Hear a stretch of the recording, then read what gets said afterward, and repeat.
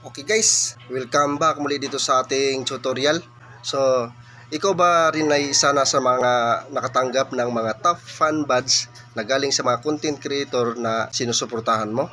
Na katulad nito. Ito. Okay, ito. So ngayon guys, ang tanong, sila ba ay nakakatanggap na rin ng mga top fan badge na galing sa'yo? So baka di pa guys, kasi di mo pa na yung settings ng top fan badge mo. Nang sa ganun, makaka-receive din sila galing sa'yo.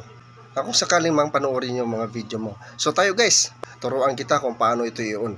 So let's go. So una natin gagawin dito ngayon guys, i-click lang natin tong Facebook apps. So ito siya guys, yan. Din pagka-click natin dyan guys, isunod natin yung ating profile. Ito siya. Yan, click natin yan. Then, itong si dashboard. I-click lang din natin to.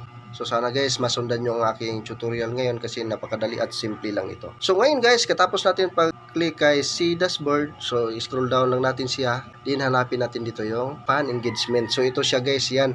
So yan na guys, i-click natin yung fan engagement. So ito na siya ngayon guys. Dapat nakakulay blue yung settings ng ating top fan badge dito sa gilid guys. Ito siya. Nang sa ganon, yung mga content creator din na nakasubaybay sa'yo ay makaka-receive din yan ng mga top fan badge na galing sa'yo. So yun lang guys. Ganun lang kadali at kasimple ng aking tutorial ngayon. Sana nasundan nyo at abangan-abangan nyo lang ulit yung mga susunod ko pa na-upload na video. Maraming salamat.